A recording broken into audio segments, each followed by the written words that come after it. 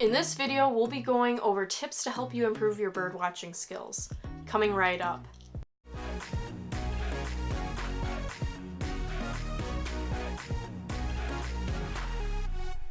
Hello and welcome to EcoElsa. Thank you for coming back, my returners, and if you're new and don't know me, my name is Elsa and I make videos to help you get outdoors. In this week's video, we'll be going over 10 tips to help you improve your bird watching skills when going on a hike outdoors. So that being said, the focus of this video will not be on setting up your own bird watching station. We'll be doing that in a future video.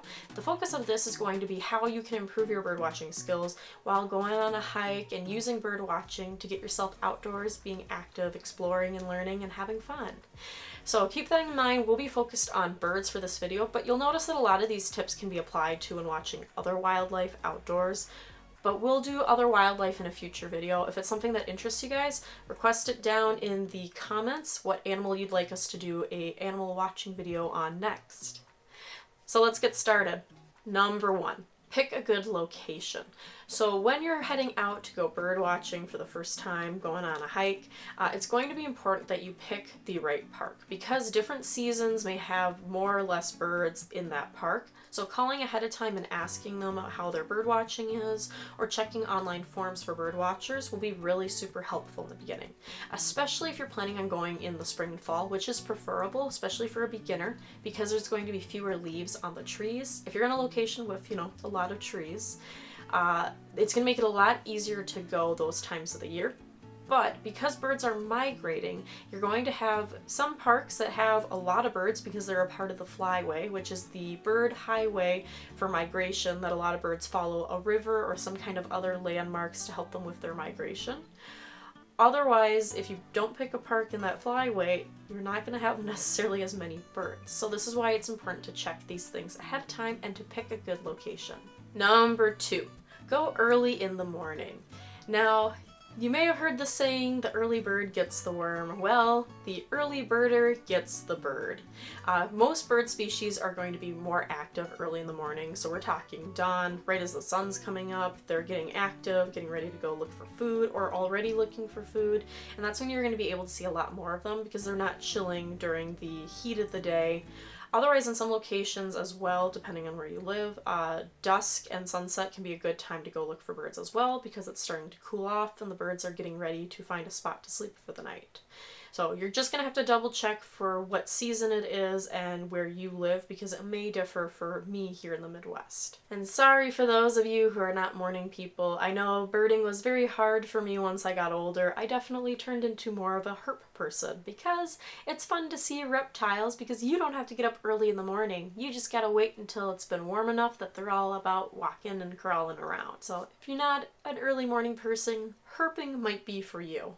Number 3. Go to the edge of a habitat. So now that you're at your good location, your park, and you're there nice and early in the morning, now it's time to look for the habitat where you're going to have a better chance of seeing birds, especially as a beginner. This is going to be usually edge habitat. So this is where prairie meets forest. You have this nice space where there's these two habitats coming together, where it'll make it easier to look for different bird species, as well as it's not so dense and crowded with trees, it makes it harder. Otherwise, you can also look for the edges along rivers and lakes and forest or prairie, because once again, two habitats coming together will give you a greater variety of birds to look for and a little bit more space so that there's not too many trees and branches blocking your view, making it hard for you to spot birds. Number 4, listen.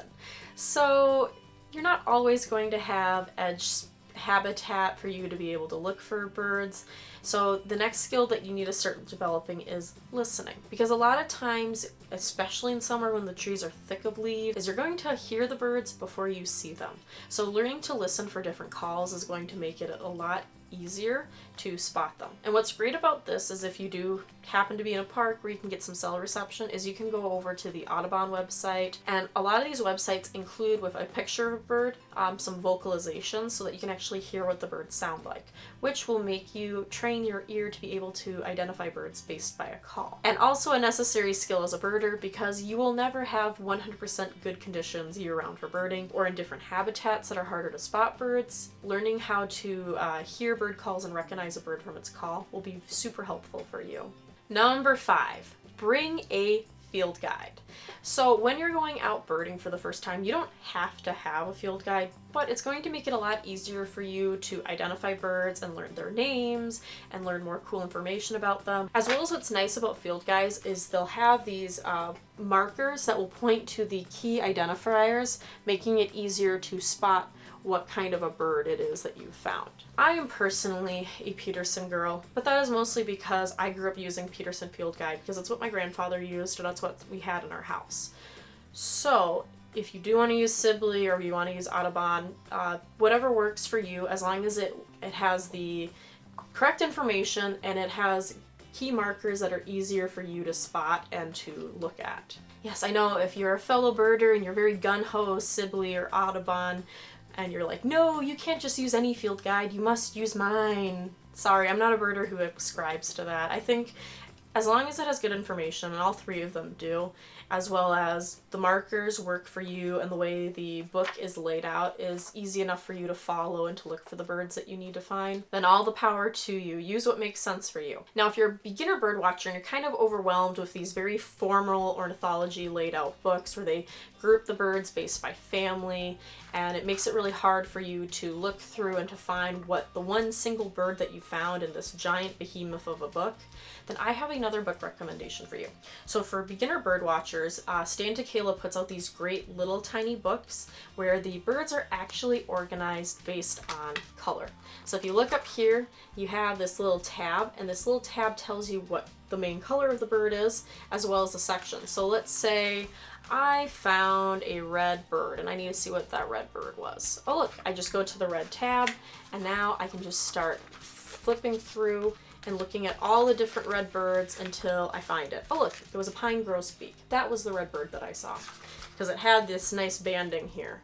So these books are really nice and they actually use real photographs, which for some people you might find a little bit more helpful. So these are really great. As far as I know, I think he's now put together one of these for every state in the country. Don't quote me on that, double check on Amazon and stuff. But what's really nice about this is it's the most common birds found in your state and they're organized by color. So if you are a beginner birder or you're taking kids out, this book is really, really helpful.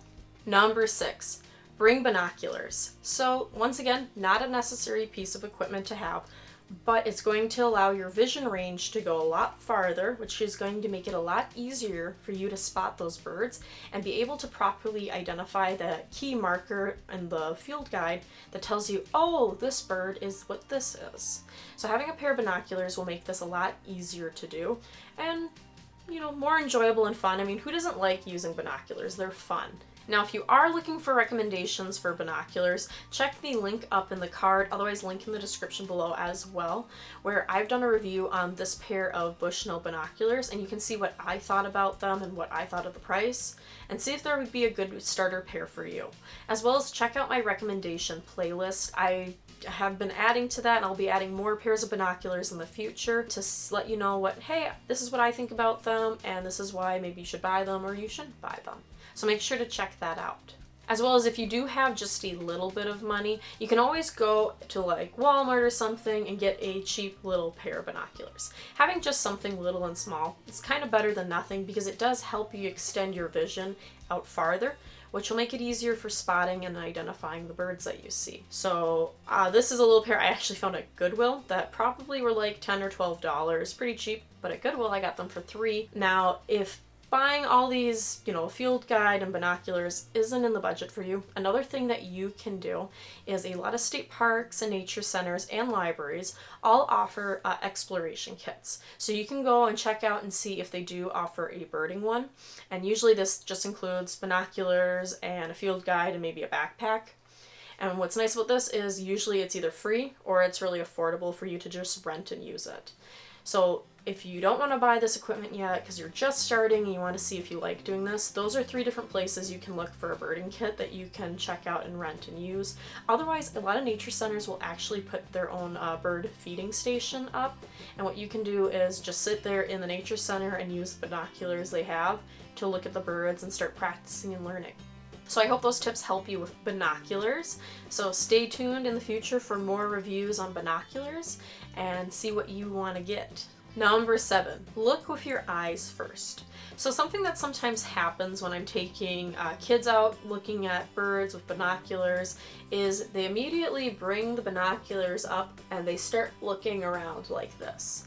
Now, while the binoculars can help you see farther, by looking only through this little 35mm lens, you're all of a sudden trying to look at things like you're looking through a tiny little pinhole.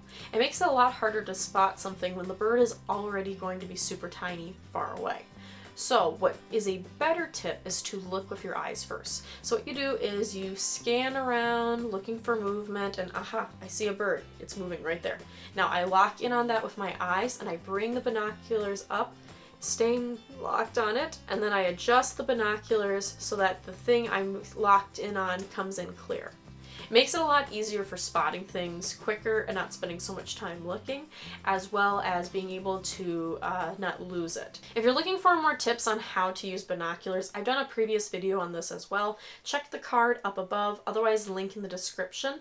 And I've also done one on how to teach kids how to use binoculars, so make sure to check that out. Number 8, move around. So you're out there in the woods and you're looking around for birds and you're not really getting a whole lot in this good spot that you found. It's time to move around. So it's either time to walk to another location that you thought might be pretty good, or to walk along a trail maybe that was recommended to you by the people at the park or by one of your fellow birders on a birding forum, and just walk along this trail to see if you can see more birds. Usually standing still in one location isn't a good way of seeing a lot of birds unless it's a hot spot for migrating birds or there's a bird feeder. So you're usually going to have to walk along, which is fine because you're out here to be active bird watching, hiking around. So just expect that you're probably going to have to move around at some point. Number 9, mimic bird calls. So now that you've been out hiking around for a little bit and you really haven't seen a whole lot, the next thing is to try making some noises to see if you can attract the birds to you. Now, one of the ones you can do if you know how to whistle is mimic bird calls. There's a couple of really simple bird calls that you can try and mimic. One of them is just the simple 2-note chickadee call. Chickadees are a very common bird around most of the US, so this is going to be an easy one. And even then, if they're not found in the location you're at, a lot of times other birds will come over because they hear a chickadee or another bird cheeping. So here's a chickadee call that you can make that sometimes attracts chickadees as well as other birds, and it's just this 2-note whistle. It's just, and so that will sometimes attract other birds. Otherwise, you can do another chickadee call, which is just,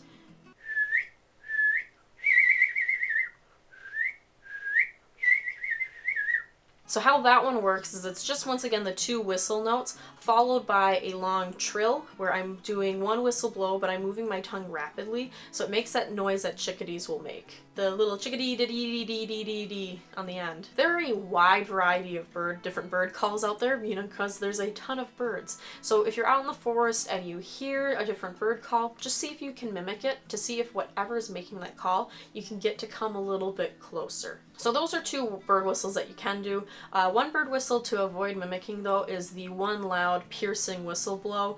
A lot of times in bird communities, this is an alarm for a predator, and it's not going to bring the birds towards you, it's going to drive them away. So that will send all the birds going bye-bye. Bye-bye, birdies. Now, if you can't whistle at all, guess what? There's still hope for you yet. You can make fishing noises. And what this is it's the little pss, pss, pss, pss, pss, pss, pss, pss, pss. So you're doing a P followed by an S, P, S, P, S. And you might have seen this on any of the birding forums, and that's basically what you're doing. You're going pss, pss, pss, pss, pss, pss, pss, pss, pss, pss, pss, pss.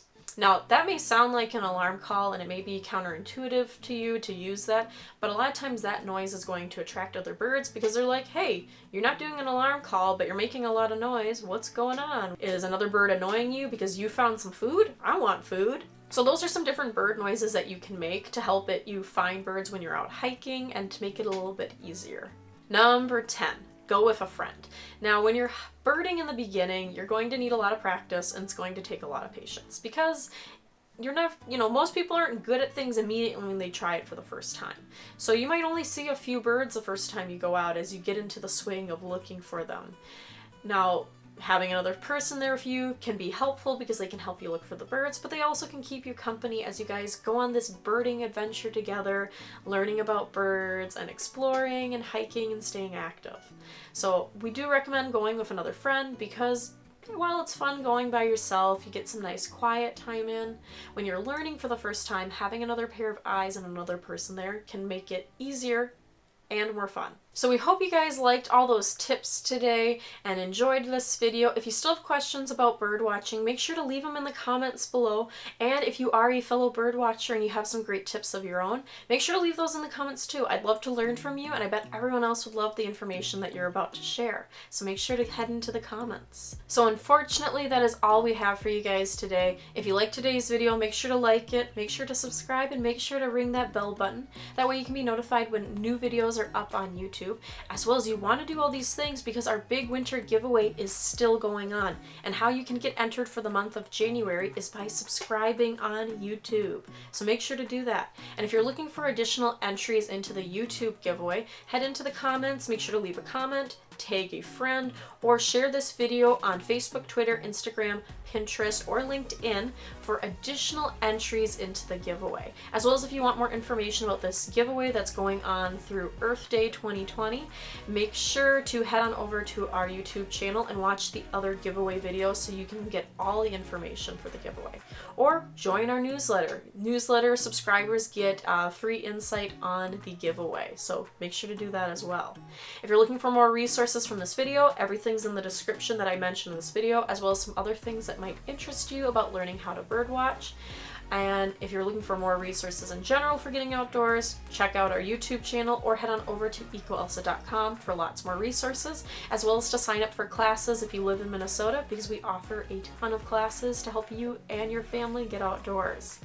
As always, we hope you guys have a great rest of your week. You be safe, learn lots, have fun, and get outdoors. We'll see you out there. Bye-bye, birdies. Bye-bye.